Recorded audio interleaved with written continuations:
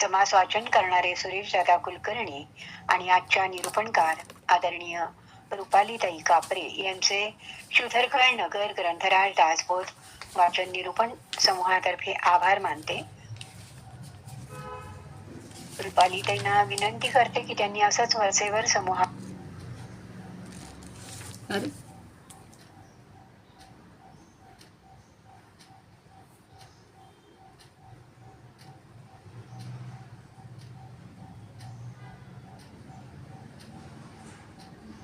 रुपालीताई आपण निरूपणास सुरुवात करावी.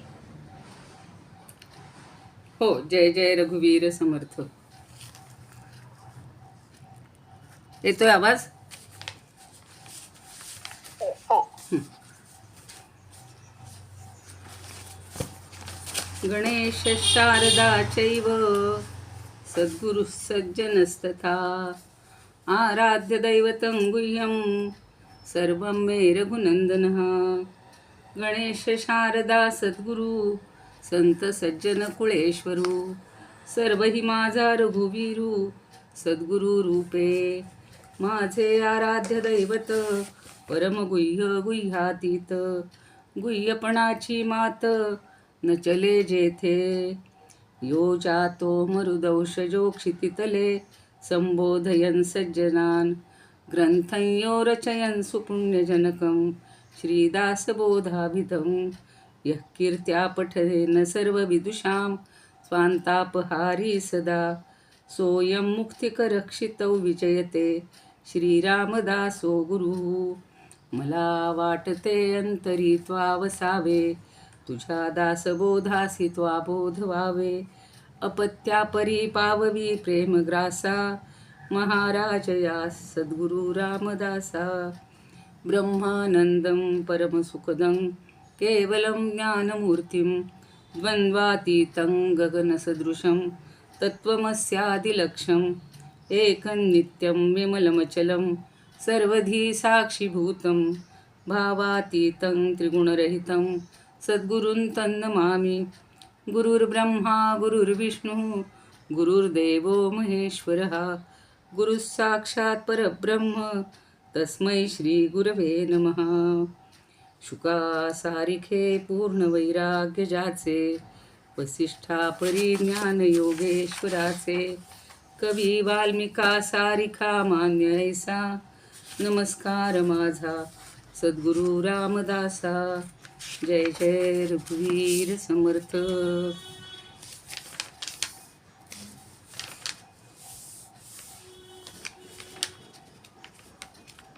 शिवथरगड दासबोध ग्रंथराज दासबोध वाचन निरूपण समूह 7व्या आवर्तनामध्ये आज साधकाबद्दल बोलण्याची मला संधी मिळालेली आहे. सगळ्यात तसं म्हटलं तर अवघड विषय आहे, तसं म्हटलं तर खूप सोपा विषय आहे. पाचवा दशक आपला चालू आहे आणि या 5व्या दशकात काल सर्वांनी मुमुक्षूचं विवरण ऐकलेलं आहे की मुमुक्षू म्हणजे काय हे ऐकलेलं आहे. पण साधक कसा असतो हे जरा लक्ष देऊन ऐका असं आता समर्थ आपल्याला सांगतात. प्रथम मी अशोक काकांनी ज्योत्स्नाताईंनी मला संधी दिली, रोहिणीताईंनी पण खूप छान निवेदन करतायत आणि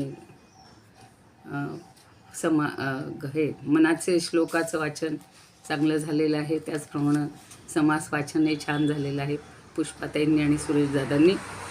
त्यांनाही धन्यवाद देते, त्यांच्याबद्दल कृतज्ञता व्यक्त करते. तुम्ही श्रोते जगदीश मूर्ती तेथे माझी व्युत्पत्ती किती बुद्धिहीन अल्पमती सलगी करीते. सर्वांच्या हृदयस्थ परमात्म्याला वंदन करून आज दशक 5 समास 9 हा आपण अभ्यासणार आहोत. आत्ता मी म्हटलं तसं मागील समासात आपण मुमुक्षूची लक्षणं पाहिली, त्याच्या अगोदर बद्धाची लक्षणं पाहिलेली आहेत. 5वा हा दशकच एकूणच खूप चांगला आहे, मंत्राचा आहे. बाकीचेही समास आपण मनापासून अभ्यासलेले आहेत. पण आपण जसं प्रवासाला निघालो की कुठं जायचं तेच जर आपण ठरवलं नाही तर काय अवस्था होते हो. भटकत भटकत कुठंतरी आपण कंटाळा येईपर्यंत जातो आणि मग तो प्रवास सोडून देतो.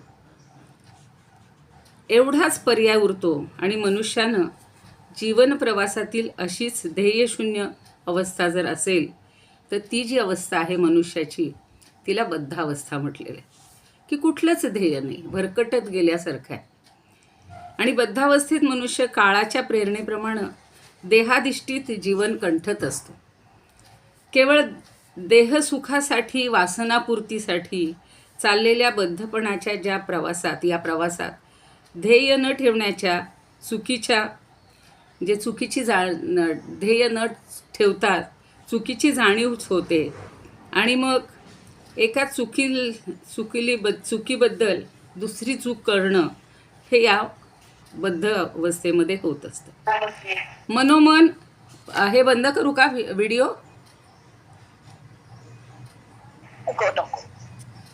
नको मला वाटलं आवाज येत नाही काही म्हणले का काय. येतोय छान आहे. हां, व्हिडिओ ठेवा. तर या जाणीवेनं मनोमन पश्चात्ताप होऊन त्यात होरपळून निघणं हे मुमुक्षुत्वाचं लक्षण आहे. काहीतरी चूक लक्षात येते आणि मग पश्चात्ताप होतो. आपण आयुष्यात भरकटतोय आणि आपल्याला योग्य रस्ता निवडायचा आहे अशी थोडीशी अंतर्मुखता येणं आणि त्या योग्य रस्त्यावर येण्यासाठी धडपडणं म्हणजे मुमुक्षुत्व. आता एकदा का तो मार्ग सापडला, समजला, तो सोडायचा नाही, कारण त्या मार्गानं गेलं तरच माझं इप्सित साध्य होणार. आता इप्सित काहीतरी कळायला लागले आणि असा जो अंतरीचा ठाम निश्चय आहे ती अवस्था म्हणजे आपल्याला जी आज शिकायची ती साधक अवस्था. खरं तर 7 वेळा आपण साधक होऊन अनुभवलेलं आहे, पण अजूनही ती साधक अवस्था आपल्यामध्ये पूर्ण मुरायची आहे आणि म्हणून आपण पुन्हा पुन्हा ह्याचा अभ्यास करतो. सद्गुरूंची भेट वा त्यांच्या सगळ्या जीवनामध्ये आपण प्रवेश करून त्यांच्याकडून अनुग्रह घेऊन आपण थोड्याफार फरकाने साधन करू लागतो, की आपण साधक झालो असं वाटायला लागतं. सुरुवात झाली कीच माणसाला वाटतं बालवाडीत गेलं कीच मी झालो मोठं, तशी अवस्था आहे आपली. पण खरं तर आपल्याला साधक म्हणून सगळेजण ओळखूही लागतात. बद्ध आणि मुमुक्षु म्हणून घेता येत नाही, म्हणून साधक ही उपाधी लावणं गैर नसलं तरी समर्थांनी साधकाची मनोवस्था उच्च कोटीची असते असं मोठ्या खुबीनं या समासात सांगितलेलं आहे. आपल्याला अगदी नुकतंच जायला लागलो आणि काय तुम्ही अमुक साधक अमक्या ठिकाणी जाता असं म्हणलं की माणसाला बरं वाटतं, पण अजून कशात काही नसतं. आपली साधक अवस्था आपल्याला कळलेलीच नसते आणि म्हणून समर्थ आपल्याला छान सांगतायत. आता पहिल्या ओवीपासून थोडासा आढावा आपण घेऊया. सुरुवातीलाच म्हणतात की मागा मुमुक्षाचे लक्षण संकेते केले कथन, आता परिसा सावधान साधक तो कैसा. आता माग मुमुक्षाचं वर्णन केलं, आता काय म्हणतात? अवगुणाचा करुणी त्याग, जेणे धरिला संत संग, तयासी बोली जे मग साधक ऐसा. सगळ्यात महत्त्वाचं साधकाचं जर वैशिष्ट्य असेल किंवा साधकाचं काम असेल पहिलं तर अनेक अवगुणांचा त्याग करायचे आणि मग त्यानं संत संग धरला पाहिजे. असा जो असेल त्याला साधक म्हणायचं. शिवाय जे काही करतोय त्याबद्दल अनुताप व्हायला पाहिजे. आपल्या हातून चुका घडल्या असतील आणि म्हणून अनुताप झाल्यावर अवगुणांचा त्याग करायचे. मला समर्थांचं करुणाष्टक एकदम आठवला हा श्लोक, म्हणजे पहिल्यांदा समास वाचत असताना. सगळ्यांना माहिती आहे, अनुदिनी अनुताप हे तापलो राम राया, परमदिन दयाळा निरसी मोह माया, अचपळ मन माझे नावरे आवरिता, तुझ बिन शिण होतो धावरे धाव आता. आणि आता आपल्याला परमात्म्याजवळ जायचं आहे म्हणून समर्थ अजूनही सांगतात, सज्जन संगती दे रे राम, अलिप्तपण मज दे रे राम. त्याच्यासाठी एक छान उदाहरण मला आठवतंय की गोलंदाजांनी एखाद्या नावाजलेल्या फलंदाजाला अगदी पहिल्याच चेंडूवर बाद केल्यावर जशी अवस्था होते ना तशी समर्थांनी साधक म्हणून घेणाऱ्याची दुसऱ्याच ओवीमध्ये भंबेरी उडवली आहे. आणि जे कृष्णमूर्ती असं म्हणतात, त्यांचं एक वाक्य आहे, यू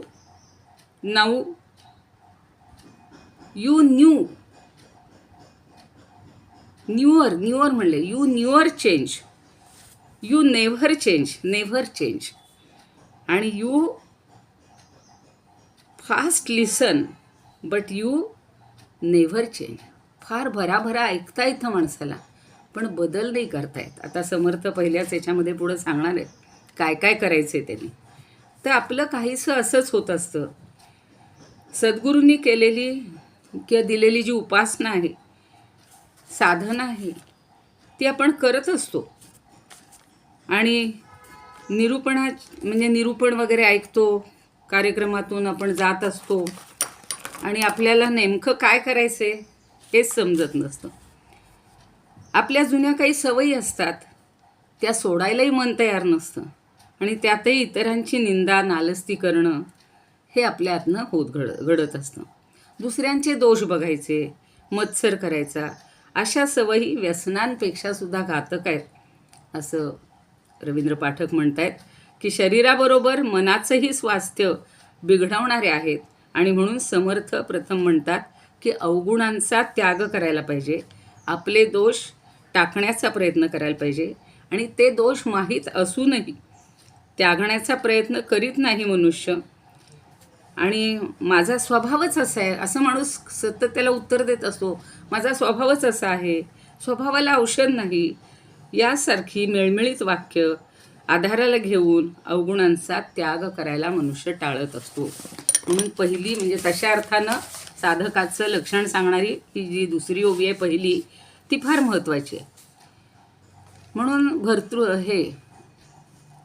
असंही म्हटलेलं आहे बघा, संगत सत्सु विधीयतां भगवतो भक्तिर्दृशाधीयतां शांतादि परिचीयतां दृढतरं कर्मांशु संत्यंधतां. साधन पंचक जे आहे त्याच्यातला मला हा श्लोक आवडला की तू काय कर, चांगली संगत कर आणि चांगली कृती कर आणि भक्ती अशी कर की त्यामुळे तुझ्या ठिकाणी शांती इत्यादी सगळं प्राप्त होईल. जो संतासी शरण गेला संतजनी आश्वासला, मग तो साधक बोलिला ग्रंथांतरी. खरं म्हणजे प्रत्येक ओवी नको आहे म्हणायला, कारण आता सुरेशदादांनी छान वाचलेले आहेत, पण एक आढावा घेताना थोड्याशा काही ओव्या माझ्या तोंडून बोलल्या जातील. की जो संतांना शरण गेला आहे आणि ज्याला संतांनी आपलं म्हटलेलं आहे आणि कल्याण करण्याचं आश्वासन दिलं आहे, त्याला परमार्थामध्ये साधक असं म्हणलं जातं. आता उदाहरणार्थ गोंदवलेकर महाराजांची मी जेव्हा हे वाचत होते त्यावेळेला माझ्या लक्षात आलं की एक वेडा होता आणि रोज तो त्यांच्या कीर्तनाला आणि सगळ्या प्रवचनाला यायला येऊन बसायचा. आता तो जरा वेड्यासारखे काही चाळे करत असेल, त्याला काही फारसं कळतही नव्हतं, पण नियमित यायचं एवढं मात्र नक्की. आणि एके दिवशी काय झालं, तो वेडा आला नाही आणि तो नुकताच असा येत होता, प्रवेश करत होता, उशिरा आला.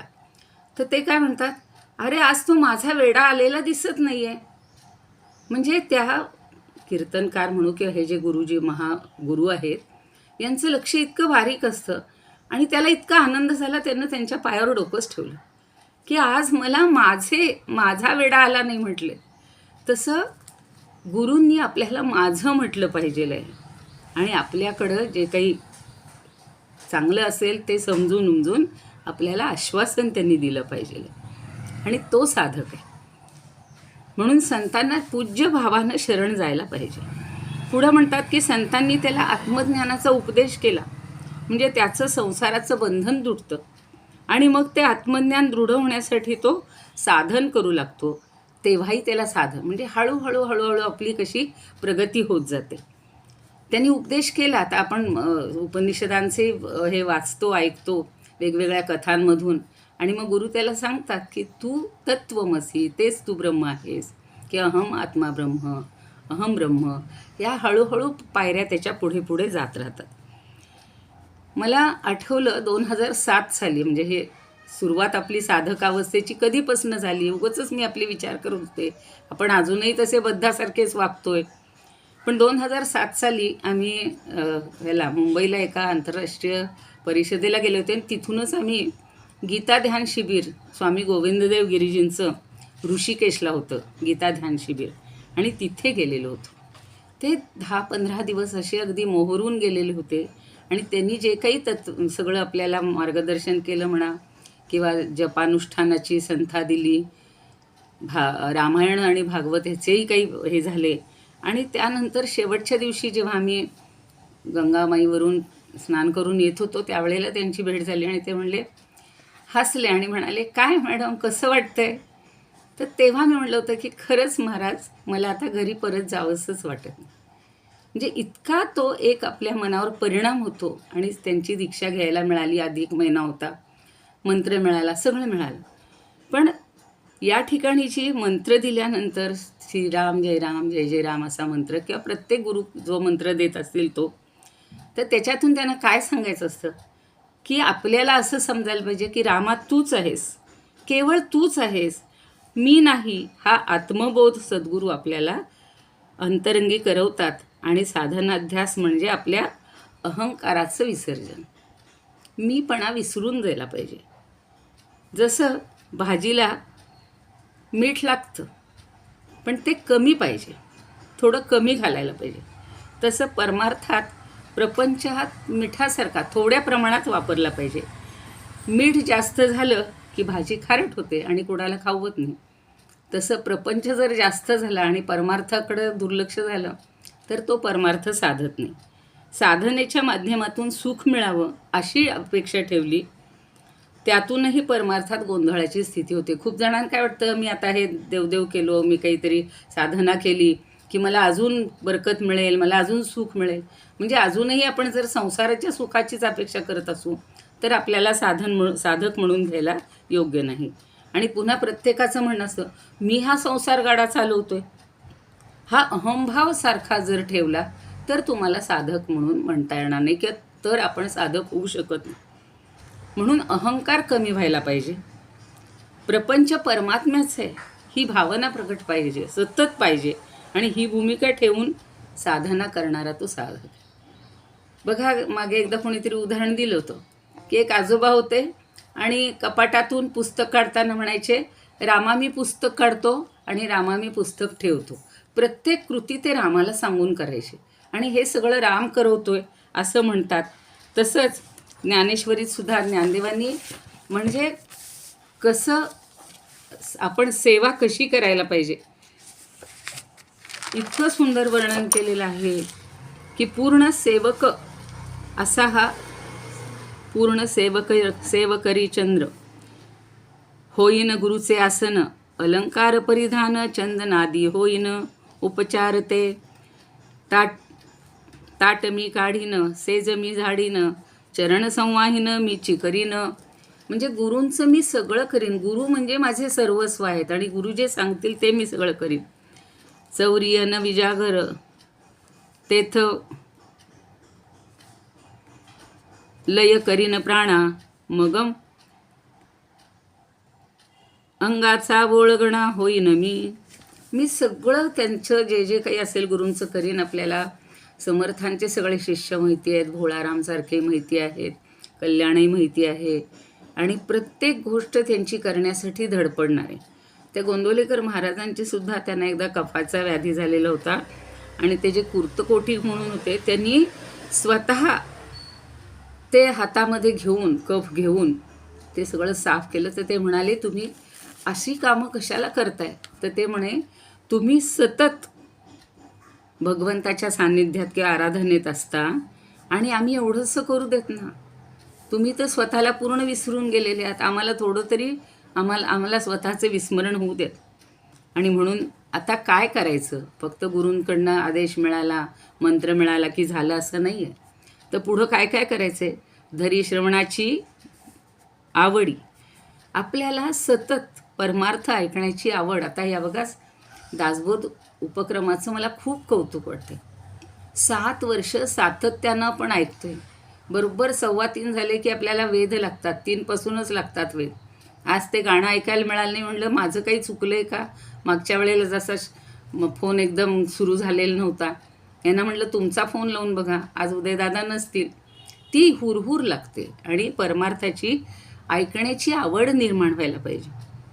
सतत गुरु किंवा सगळे जे सांगतात की तत्वमसी किंवा ही जी सगळी महावाक्य ऐकवत असतात, तर या अद्वैताच्या अनुभवाच्या विवेचनाची ज्याला गोडी लागते, मग उपनिषद असू देत, ज्ञानेश्वरी असू देत, अमृतानुभव असू देत, चांगदेव 65 असू देत, मनाचे श्लोक असू देत, हे सारखे, किंवा भागवत, आता अधिकामध्ये बघा भागवत, रामायण, या सगळ्या कथा सगळीकडे चालू होत्या. आणि मग जो गूढ अर्थ गुरु समजावून देत असतो, तो ऐकण्यामध्ये रस वाटणारा तो साधक आहे. म्हणजे या सगुण कथेतून आपण निर्गुणाकडे वाटचाल करणार असतो. म्हणून सारासार विचार आपल्याला येतो. सारासार विचार आला की आपण आदरपूर्वक सगळं ऐकायला लागतो आणि मग सगळे संशय नाहीसे होतात. असा जो असेल तो साधक. आता मी ओव्या सगळ्या नाही वाचत आहे, एकूण आपण आढावा थोडासा घेऊया. आणि मग मनात अनेक प्रकारचे संशय येत असतात. खूप लोकांना वाटतं मी हे करायला घेतले, पण ह्याचा काही उपयोग होईल का? खरंच मला पुढे काही प्रगती होईल का? आणि जो संतांची संगत धरतो त्याला शास्त्रप्रचिती, गुरुप्रचिती आणि आत्मप्रचिती या 3 प्रचिती समर्थांनी सांगितलेले. त्या 3 प्रचितींचं ऐक्य तो अनुभवायला लागतो. म्हणजे परमार्थासंबंधी असलेल्या सगळ्या शंकांचं निरसनही होतं, संत संगती धरायला लागतो आणि मग त्याला शास्त्राची पण प्रचिती, आपली जी सगळी शास्त्र आहेत त्या शास्त्रांचा आपल्याला अनुभव यायला लागतो. तशीच आत्मप्रचिती म्हणजे स्वतःला त्याचा अनुभव यायला लागतो. आणि गुरुपदेशातून स्वानुभव यायला लागला की ह्या 3ही प्रचिती एकच आहेत, ह्या वेगळ्या नाही आहेत. गुरु वेगळं सांगत नाहीत, शास्त्र वेगळं सांगत नाहीत आणि त्यानुसार आपल्याला अनुभवही वेगळा येत नाही, याचा आपल्याला नक्की विश्वास बसतो. बरं, आता महत्त्वाचं काय आहे? देहबुद्धी विवेके वारी. सगळ्यात महत्त्वाचं काय आहे? देहबुद्धी ते आत्मबुद्धी करावी. आपल्याला समर्थांचं पहिलं त्याच्याखाली अगदी अंडरलाईन करायला पाहिजे की सतत जे मी देहच आहे, देहाबद्दलचा सगळा जो विचार असतो तो विवेकानं हा बाजूला सारायला लागतो आणि मी आत्माच आहे, ही सत्यभावना आपल्या मनामध्ये जेव्हा दृढ व्हायला लागते आणि निरंतर मगाशी म्हणलं तसं श्रवण मनन जो मनुष्य करतो, जो करतो तो साधक आहे. आपल्याला साधन पंचकातच अजूनही छान म्हणलेलं आहे, सद्विद्या अनुसरपत्तां प्रतिदिनं तत्पादुके सेव्यतां ब्रह्मैकाक्षरमर्थ्यतां श्रुतिशिरो वाक्यं समाकर्ण्यतां.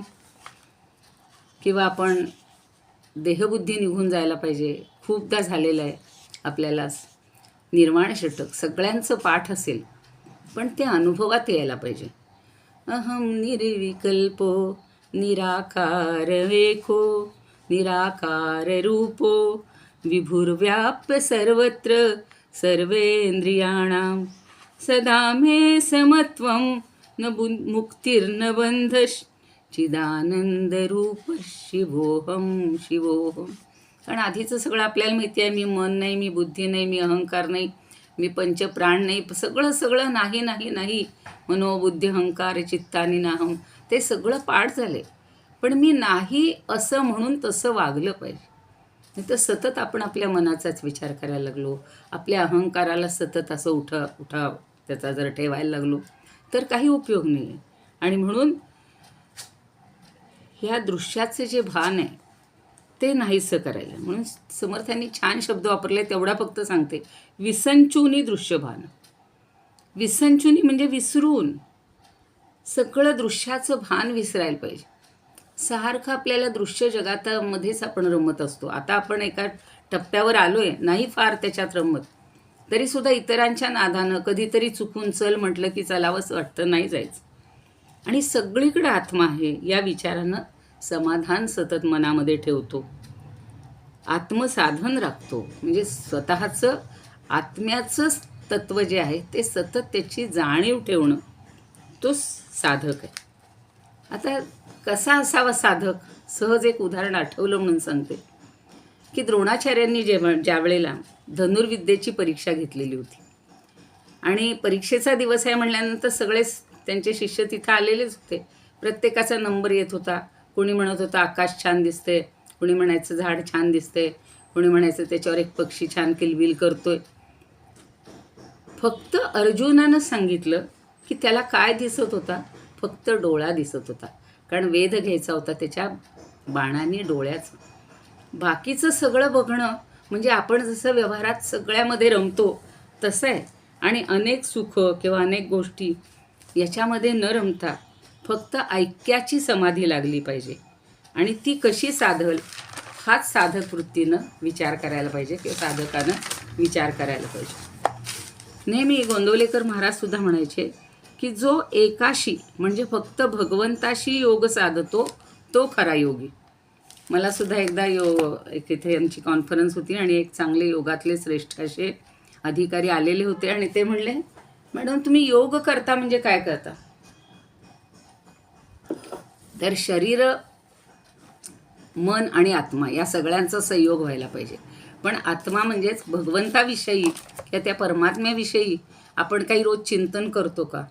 आणि मग तेव्हापासून ठरवलं की प्रत्येक आसन करताना जे काय करतो ते करताना परमात्म्याचं, भगवंताचं हे नाव आपल्या तोंडी आलं पाहिजे. सतत त्याच्याशी योग साधला गेला पाहिजे. म्हणून एकनाथ महाराजांनी आम्ही नुकतीच जी हे शिकलो कीर्तनाची एक, तर त्याच्यातले ते मला फार आवडलेलं आहे भजन म्हणूया किंवा अभंग. एक ते एक एकासी कळेना, एक ते एक एकासी कळेना, उगाच कल्पना करीती वेडे. एक ते एक एका वाचुनी नाही, एक सर्व ठाई एका वाचुनी नाही, एक सर्व ठाई एकाचे हृदयी वसे बापा. एक ते एक एका ते आवडी धरिता प्रेमे पोटी, एका ते आवडी धरिता प्रेमे पोटी, दुजा ठाव सृष्टी कोठे असे. एक ते एक एका जनार्दनी एकाची आवडी, एका जनार्दनी एकाची आवडी, एकपणे गोडी एका जाणे, एकपणे गोडी एका जाणे. एक ते एक एकासी कळेना. हे एकमेव आत्मतत्व आहे, परमतत्व आहे, परमात्मा आहे आणि तो कुणालाच कळत नाही आहे. आणि आपण उगाच वेगवेगळ्याच कल्पना करत असतो. म्हणून पुढची जी ओवी आहे ती फार छान आहे. आत्मज्ञान जीर्ण जर्जर त्याचा करी जीर्णोद्धार, विवेके पावे पैल पार या नाम साधक. या अभंगामध्ये तेच सगळं सांगितलं आहे एकनाथांनी की त्या एकाचा फक्त विचार करा, त्याच्याबद्दल प्रेम धरा. आणि म्हणून जीर्ण आणि जर्जर झालेले जे सगळे विषय आहेत ते संगतीमुळं अनेक जन्मी विसरून गेलेल्या या आत्मज्ञानाचा जीर्णोद्धार करणं म्हणजे स्वयंसिद्ध ज्ञानासाठी सदृढ असं जीवामध्ये त्याचं चिंतन करणं आणि विचारांना भवसागराच्या पहिलं तीराला जो जातो तो खरा साधक आहे. आणि परीक्षिताचं तेच झालं बघा की शेवटच्या क्षणी त्याला शुकाचार्यांनी सगळं 7 दिवस भागवत कथा सांगितलेली आहे, सगळं सांगितलेलं आहे ज्ञान. आणि त्याला मग आत्मज्ञान झाल्यानंतर मुक्ती मिळते. तर हे आत्मज्ञान होणं महत्त्वाचं आहे. अनेकांनी ती उदाहरणं दिलीत म्हणून मी उगवता फक्त उल्लेख करते की दृश्यासक्तीमुळं आत्मज्ञान काहीसं मागं पडतं. थोडंसं काहीतरी प्रलोभन दिसलं, काही चांगलं दृश्य दिसलं, काय दृश्यातलं काही आनंददायक काही सण असेल, समारंभ असेल, कार्यक्रम असेल, काहीही असेल की त्याच्यामुळं सगळं जुनं आणि जीर्ण असल्यासारखं हे आत्मज्ञान वाटतं आणि ते आपल्यातून निसटून जातं. नित्य नूतन आहे खरं तर ते. कारण आपल्याला भगवद्गीतेत तर सगळे आत्म्याबद्दलचे किती श्लोक आहेत, पण देहिनोस्मिन् यथा देहे कौमारं यौवनं जरा तथा देहांतर प्राप्तीर धीरस्तत्र न मुह्यती. या 3 अवस्था आपल्याला सतत येत असतात. पण जो धीर पुरुष आहे तो मात्र देहांतर प्राप्ती झाली म्हणजे आपला देह जाऊन दुसरीकडे जरी प्रवेश मिळाला तरीसुद्धा तिथे शोक करत नाही. आणि अहम ब्रह्मास्मी या महावाक्याचा जयघोष त्याच्या अंतरी सतत निनादत असतो. त्या तुकामाईंनी सुद्धा गोंदवलेकर महाराजांना सारखं सांगितलेलं आहे की आत्मबोध अंगी मुरवण्यासाठी साधनाभ्यासाला त्यांनी लांब पाठवलेलं आहे. त्यांनी तर साधक वृत्ती हृदयामध्ये रुजवली पाहिजे आणि ती जशी दृढ होईल तसा विवेक विचार आपल्या जवळ यायला लागतो. म्हणून विवेकही नेहमी समर्थांचे शब्द आहेत. विवेक वैराग्य या 2 गोष्टी फार महत्त्वाच्या आहेत. मग हे द्वैत जेव्हा आपलं संपल, द्वैताचं म्हणजे द्वैताची ही वेगळेपणाची ही जी सगळं हे आहे उपाधी जी आहे ही आपण तोडली पाहिजे, सोडली पाहिजे. आणि अद्वैत वस्तूच्या म्हणजे परब्रह्माच्या साधनात जो असतो, परब्रह्माशी जो एकरूप होतो, ती स्वरूपाकारतेची समाधी म्हणजेच साधक आहे. म्हणून आपण जे रोज धून म्हणायचो, मला आज ती आठवण येत होती. परब्रह्मात आहे राम, श्रीराम जय राम जय जय राम. श्रीराम सर्व काही आहे आणि परब्रह्म तोच आहे. प्रत्येक वेळेला त्याचं नाव घेताना ते परब्रह्म स्वरूप आपल्याला आठवलं पाहिजे. आणि सर्व समर्थांना सगळीकडे राम दिसत होता. म्हणून उत्तम साधूची लक्षणं काय आहेत तर कीर्तन म्हणजे आता सत्संग करणं किंवा ऐकणं, वाचलेलं सगळं साधू संतांची लक्षणं ही उत्तम अभ्यासली पाहिजे. कीर्तनातून वगैरे ही सगळी मिळतात आणि ती अंगी बाणायची. त्यासाठी जो धडपडायला लागतो तेच ज्याचं ध्येय असतं तोच साधक.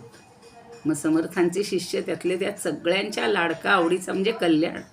किती साधना केलेली आहे, किती दक्ष राहिलेलं आहे. प्रत्येक क्षणी, प्रत्येक व्यवहारामध्ये, प्रत्येक प्रसंगामध्ये कधी त्यांनी स्वतःचा विचार केलेला नाही. त्यांना आत्मसमर्पण कधीच केलेलं होतं. आणि म्हणून वाईट कर्म असत्क्रिया ते सोडिली. कधीही वाईट कर्म करायचंच नाही. इतक्या छोट्या छोट्या रोजच्या जीवनात सुद्धा बघा, छोटीशी गोष्ट येते काहीतरी वाईट करायची, नाही करायची. सत्क्रिया ते पाठवली. आणि सत्क्रिया सतत सत्कार्याची जो कास धरतो हेच त्याचं व्यवहाराचं सूत्र बनतं. आणि अवगुणांना सोडचिठ्ठी देण्याचा त्याच्या प्रयत्नांना यश यायला लागतं. प्रवासी उतरल्यानंतर रिकामी जागा जशी झाली की दुसरा कोणतरी प्रवासी तिथे येऊन बसतो, तसं आपल्या ठिकाणचे जर अवगुण निघून गेले ना तर आपल्या अंतःकरणामध्ये रिक्त जागा उत्तम गुणांनी घेतली जाईल. आणि म्हणून हे उत्तम गुण माझं दे रे राम. सगळं समर्थ मागणी करतात ती आपल्यासाठीच करतात. मग अवगुण त्यागी दिवसेंदिवस अवगुण टाकून उत्तम गुणांचा अभ्यास करू लागला. सद्गुण वाढवले की स्वस्वरूपाचा निदिध्यास चित्तात ठसून जातो. आणि असा जो आहे तोच साधक आहे. आता एक मला छोटासा प्रसंग आज एक वाचत होते, राजविद्या म्हणून ग्रंथ, आणि त्याच्यामध्ये एक छोटासा प्रसंग सांगितलेला होता बघा की अद्वैत म्हणजे परब्रह्माशी विरघळून जाणं. जसं आपण मिठाची बाहुली ते तर उदाहरण नेहमी ऐकतो की समुद्राची खोली किती आहे बघायला गेली आणि ती आत विरघळून गेली, परत येऊच शकली नाही, तिला सागराची खोली कळलीच नाही. तसंच एखादी नदी किंवा गंगा नदी सागरात विसर्जित होते, पुन्हा तिचं नावही राहत नाही, रूपही राहत नाही, काहीच राहत नाही. तसा एक साधक असतो. आणि मला त्याचे नाव आत्ता एकदम आठवत नाही आहे, पण ठीक आहे नंतर सांगते मी. तर संतांना ही ज्ञानाची जी परमोच्च स्थिती आढळलेली असते की पोचलेले असतात. आणि म्हणून तुकाराम महाराज काय म्हणतात, अद्वैते तो आम्हा नसेची गोडी. त्यांना जरी अद्वैताची गोडी नसली तरी ते खरं अद्वैत जगत होते. आणि दृढनिश्चय आपल्याजवळ जर दृढनिश्चय असेल, आत्मस्वरूप सत्य आहे, हे सगळं दृश्य मिथ्या आहे. शंकराचार्यांनी तर आत्मानात्म विवेक या ग्रंथात पहिला सांगितलेला आहे श्लोक म्हणा किंवा पहिलं तत्व सांगितलेलं आहे की दृश्यम सर्वम अनात्मा स्यात्. दृगेव आत्मा विवेकिना. जो विवेकी माणूस आहे त्याला जो ते पाहणारा आहे तो खरा आहे आणि हे दृश्य सगळं असत्य आहे. पण ज्याच्या अनुभवात हे शिरतच नाही, तो निरंतर म्हणजे सगळी साधनं मिळून हे राहून सुद्धा तो अपूर्णच राहतो. पण हे न मिळता सुद्धा जो समाधानी राहतो तो साधक आहे. आता भरतानं बघा चित्रकूटावरून पादुका आणले होते आणि मनात त्याच्या आलं की आता ह्या पादुकांनाच आपण राज्याभिषेक करावा. इतकाच तो तर म्हणजे स्वच्छ आणि अत्यंत शुद्ध मनाचा होता. ते आपल्याला वारंवार कळलेलं आहे सगळ्यांना. पण तो म्हणतो की शास्त्रानुसार हे असा अभिषेक करता येतो की नाही हे पाहायला पाहिजे. आणि म्हणून वसिष्ठ मुनींना तो विचारतो की गुरुवर्य सांगा, मला असं वाटतं की या पादुकांना अभिषेक करावा, तर तसा चालेल का? शास्त्राचं काय मत आहे? तेव्हा ते म्हणतात, अरे तुझं जीवन इतकं निर्मळ आहे, इतकं निरहंकारी आहे की तुला शास्त्र ग्रंथ पाहण्याची आवश्यकताच नाही. उलट तू वागशील ना त्यावरून शास्त्र निर्माण होईल. मला फार हा किस्सा आवडला बघा, की असं आपलं मन पाहिजे, आपलं निर्मळ पाहिजे, निरहंकारी पाहिजे, पवित्र पाहिजे. आणि म्हणून सत्यम ज्ञानमनंतम नित्यमनाकाशम परमाकाशम गोष्ठ प्रांगण रिंगण लोलमनायासम परमायासम माया कल्पित नानाकारमनाकारम भुवनाकारम.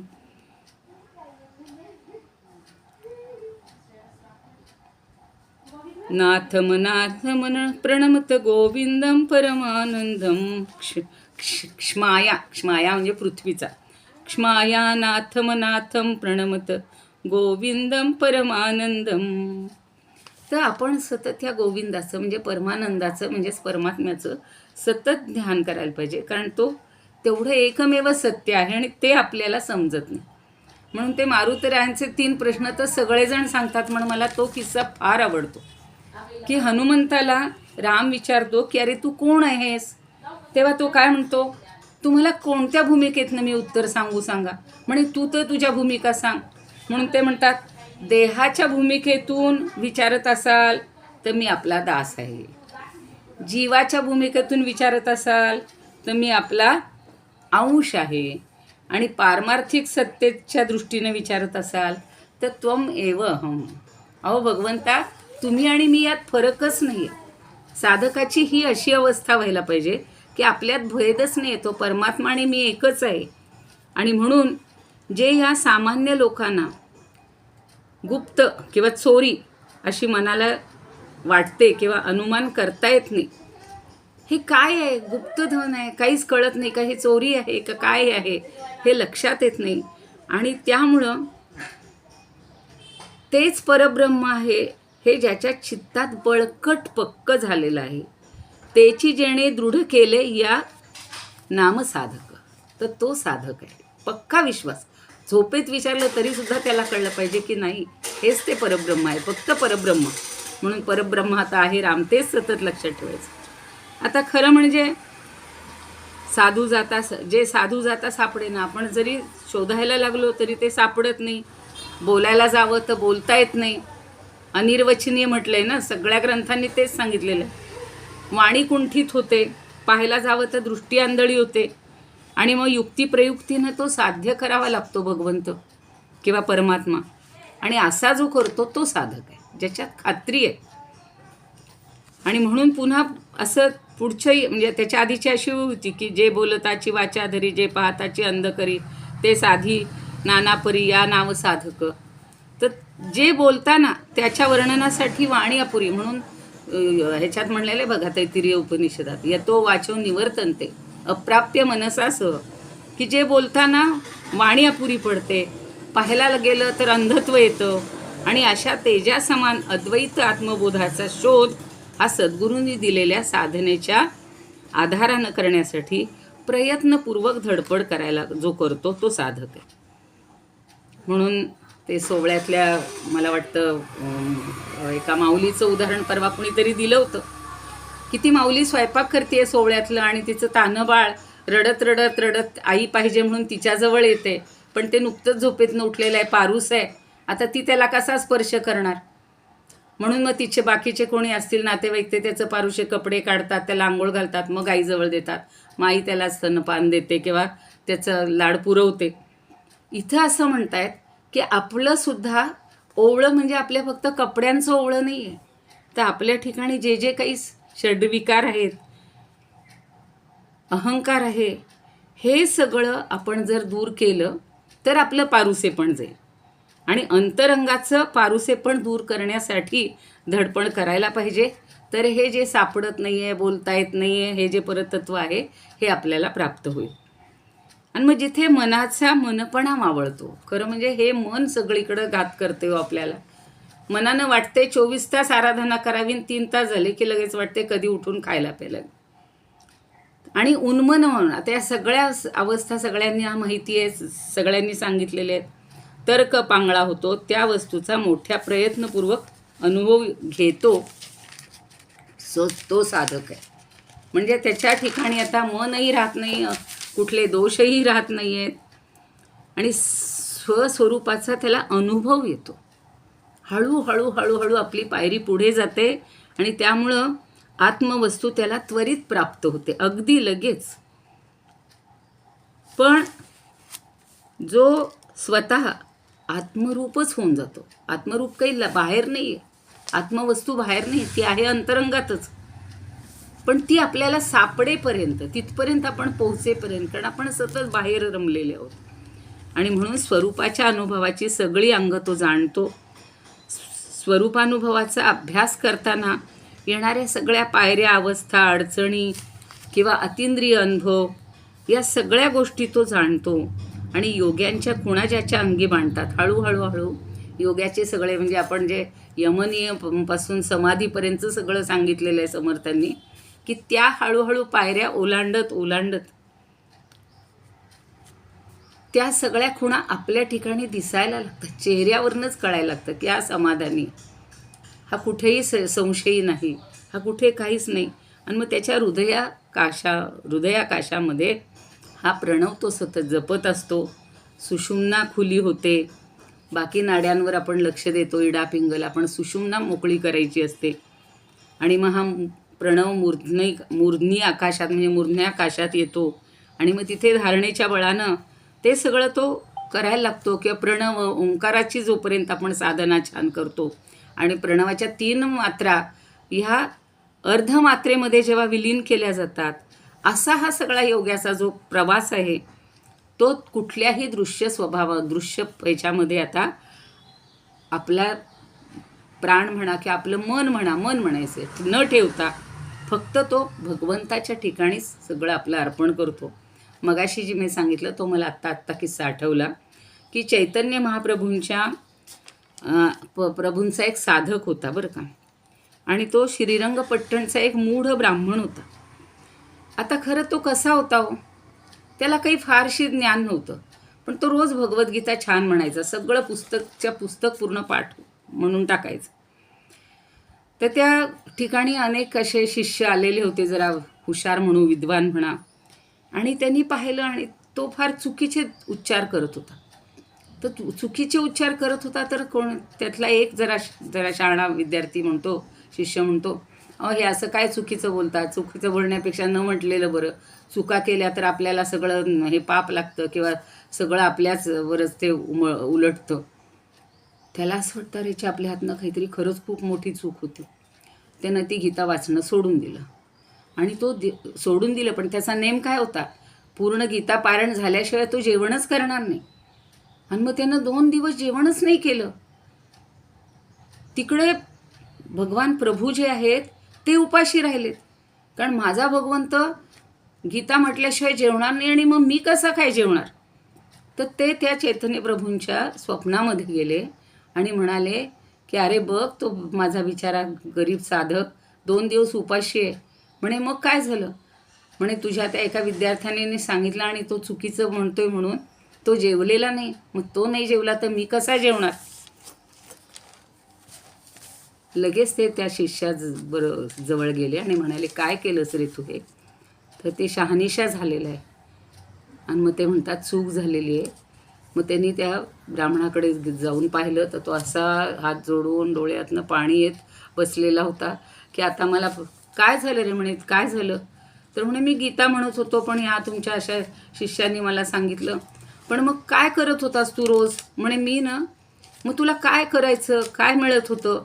तर तो म्हणे मला त्यातलं काही कळत नव्हतं, त्या पुस्तकातलं मी काय वाचतोय काही कळत नव्हतं, पण मला रोज ना ती गीता म्हणताना रोज तोच चंदेरी तो सोनेरी रथ दिसायचा, त्याच्यात बसलेले ते भगवान दिसायचे, ते काय अर्जुनाला काहीतरी सांगतायत एवढं मला कळायचं आणि ते मी सारखं ऐकत राहायचो. पाहता इतकी त्याची साधना उच्च कोटीला गेलेली होती आणि अशी साधना आपली जायला पाहिजे असं त्यांचं म्हणणं आहे. समर्थांचे तेच म्हणणं आहे की आपण तो खरा साधक, म्हणजे मला तरी तो जाणवला.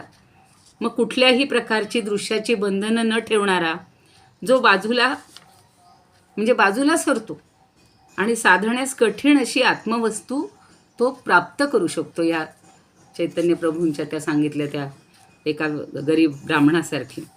आणि म्हणून देव कोण, भक्त कोण याचं सगळं मूळ जो शोधून पाहतो आणि साध्य जे आत्मरूप आहे त्याच्याशी हा त्वरित एकरूप होऊन जातो. काही बघा, हे वारकरी असतील, हे असतील, बाकी त्यांना काही येत नसेल, पण त्यांचं देवाशी इतकं, म्हणून तुकाराम काय, सगळे संत काय इतके देवाशी एकरूप झालेले होते की बाकीच्या त्यांना प्रश्नच नाही. आणि म्हणून विवेकेपणे गुप्त जाणा, दिसतो परी देखिला, म्हणजे आपोआप मावळणा, म्हणजे सगळा विवेकाच्या सामर्थ्यानं सगळा मीपणा अंतर्धान पावतो आणि ज्याचा अभिमान आपोआप मावळतो, शिल्लकच उरत नाही. तो देहानं जरी लोकांना दिसत असला तरी त्याचं खरं स्वरूप कोणालाच दिसत नाही. आणि तो आत्मस्वरूप, त्याचं जे आत्मस्वरूप आहे तेही कुणी जाणत नाही, असा जो आहे तो साधक. आता यापैकी आपल्याजवळ काय आहे, मी आपली प्रत्येक ओवी वाचताना विचार करत होते की आपल्याला अजून किती पायऱ्यावर चढायचे. आणि मीपणा मागे, म्हणजे सगळं मीपणा मागं सांडिले. मीपण पहिल्यांदा, देहाभिमान तर सोडायचाच आहे, मीच धुंडून काढायचं आहे. आणि शोधामध्ये जागृती, स्वप्न, सुषुप्ती सगळं तत्त्वज्ञान एका ह्याच्यामध्ये आणलेलं आहे, समासामध्ये. आणि त्याच्या पलीकडं माणूस जातो, त्या तुर्येच्याही पलीकडं जातो आणि केवळ द्रष्टा असून सर्व दृश्यांचा मी साक्षी आहे हे त्याला समजतं, किंवा हे त्याला सुचतं, किंवा ह्या सगळ्या गोष्टी त्याला संपतात, दृश्य सगळं संपतं, त्याला साधक म्हणायचं. या सगळ्याच्या पलीकडं तो गेलेला. आणि उन्मनीची शेवटी, उन्मनी अवस्था, तिथे मन नाहीच, उरलेलंच नाही. मगाशीच सांगितलं, आपली अखंड भेटी, आपलीच आपल्याशी अखंड भेट होतीये. आणि अखंड अनुभवी ज्याची दृष्टी अखंड याचा अनुभव घेत असते, असा जो आहे, कुठलीच अवस्था त्याची आता उरलेली नाही. मी पण संपलं, उन्मनी अवस्थाही त्याच्याही पलीकडं तो गेलेला आहे, तुरियाच्या पलीकडे गेलेला आहे. पुन्हा त्यांनी म्हणलेले की जयासी, आणि मग अखंड आनंदाचा भोग तो घेतो, अखंड आनंद त्याला मिळतो. दुसरं हे व्यवहारातले छोटे छोटे प्रसंग त्याला बाधतच नाही. जयास अखंड स्वरूपस्थिती, नाही देहाची अहंकृती. पुन्हा पुन्हा तेच समजावून देते की ह्या दृश्यामुळे होणाऱ्या द्वैताचा जो संबंध आहे तो सगळा तोडून टाकला, की जो भासाचा भास आहे तो पार मोडून टाकला. आणि देहात ज्या 4 लोकांप्रमाणे सगळे व्यवहारात जो माणूस वागत असतो, पण नंतर तो देहातीत होतो, ज्याला विदेही अवस्था जनक राजाची होती तशी ज्याची होते, आणि सगळे द्वैताचे संबंध तोडून टाकतो, तोच हा साधक होय, तोच खरा श्रेष्ठ होय. आता व्यवहारात असून सुद्धा तो दूर असतो. मला तुकारामांचं पुन्हा एक उदाहरण आठवते. त्यांची सासूबाई आलेली होती आणि आवडीनं त्या छान पुरणपोळीचा स्वयंपाक केला. म्हणती महाराजांना आधी वाढून घेते, म्हणून त्यांना पहिल्यांदा वाढलं. ते छान जेवले, पुरणपोळी गरम गरम वाढली, आमटी घेतली, सगळं घेतलं आणि जेवून उठून हात धुवून गेले. ते काही बोलले नाही, छान आहे, चांगलं आहे, वाईट काही बोलले नाही. त्या दोघी जेवायला बसल्यानंतर त्या सासूबाईंच्या तिच्या लक्षात आलं की त्या आमटीत मीठच घालायचं राहिलं होतं. मग अशी त्या मिठाच्या इथं मला तो किस्सा सांगायचा होता. आणि मग ती आवडी अशी ताण ताण ताण ताण करत आली. महाराज महाराज तुम्हाला एवढं कळलं नाही का हो? तुम्हाला काय माझी आई देखत माझी परीक्षा आणि हे करायची होती का? थट्टा करायची होती का? का नाही सांगितलं आमटीत मीठ नाही?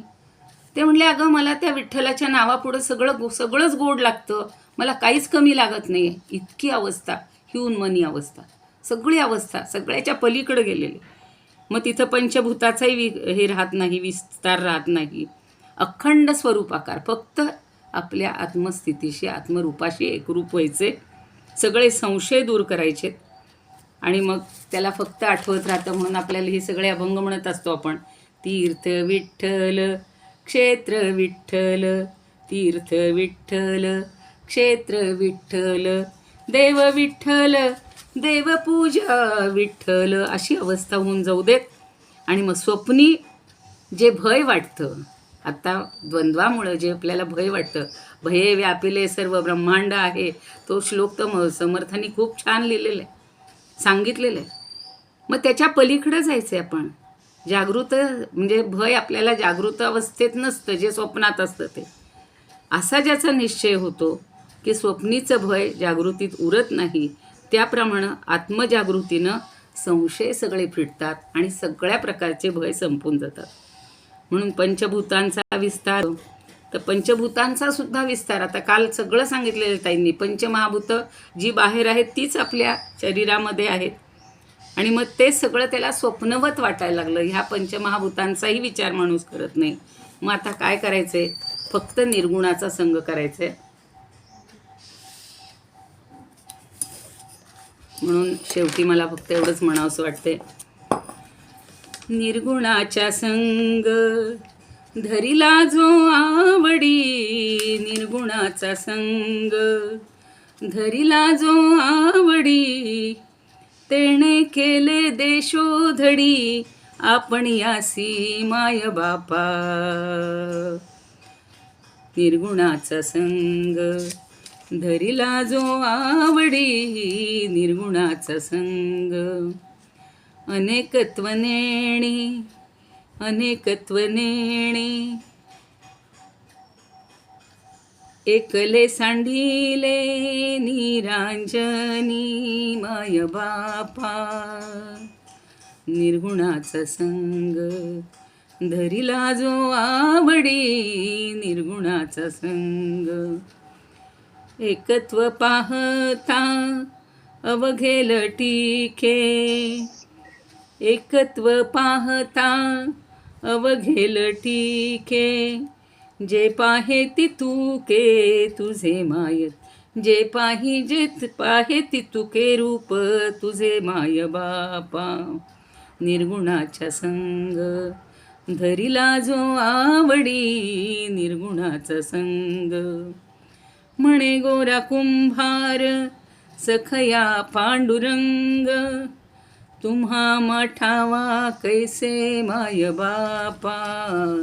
निर्गुणाचा संग धरिला जो आवडी, निर्गुणाचा संग. तर या संत गोरा कुंभार असतील, संत ज्ञानदेव असतील, तुकाराम असतील आणि मुख्य आपले समर्थ, त्यांनी जसं सांगितले तसं निर्गुणाचा संग करायचा आहे. आता आपल्याला सगुणाकडून निर्गुणाकडं जायचं, या दृश्यभावाकडून पलीकडं जायचं. आणि एक साधक म्हणून आपल्याला ही अवस्था प्राप्त झाल्यानंतर मग पुढे आपण सिद्धाकडे, तर सिद्ध तर सगळे श्रेष्ठच आहेत, पण आज आपण एक चांगले साधक म्हणून होण्याचा प्रयत्न करूया. समर्थांना प्रार्थना करूया की आम्हाला अशीच सद्बुद्धी द्या. जसा आम्हाला जेवढ्या थोड्या काळामध्ये जो काही साधक उलगडला, कारण अजून साधक ही अवस्था प्राप्त करणं इतकी सोपी नाही आहे. वर्णन ऐकणं वेगळं, समर्थांचे समाज समजून घेणं वेगळं, पण स्वतः साधक म्हणून खरंच तेवढ्या त्याच्यापर्यंत जाणं हे आपल्याला घडावं, अशी आपण समर्थांना आणि श्रीरामांना प्रार्थना करूया. आणि पुन्हाच नेहमीप्रमाणेच फक्त राम राम नाम पावन, राम राम नाम पावन, नित्य करणे राम स्मरण, राम आत्मा राम ईश्वर, विश्वरामच तो चराचर, रामदैवत पतित पावन, राम राम नाम पावन, राम राम नाम पावन, राम राम नाम पावन. माझ्या हातून ज्या काही त्रुटी राहिल्या असतील, काही कमीपणा राहिला असेल, सांगताना थोडंसं विसरलं असेल तर मला सगळ्यांनी क्षमा करावी. ही सेवा श्री रामरायांच्या आणि समर्थांच्या चरणी आणि आपल्या हृदयस्थ परमात्म्याच्या चरणी अर्पण करते आणि माझ्या वाणीला विराम देते. पुन्हा एकदा सर्वांबद्दल कृतज्ञता व्यक्त करते.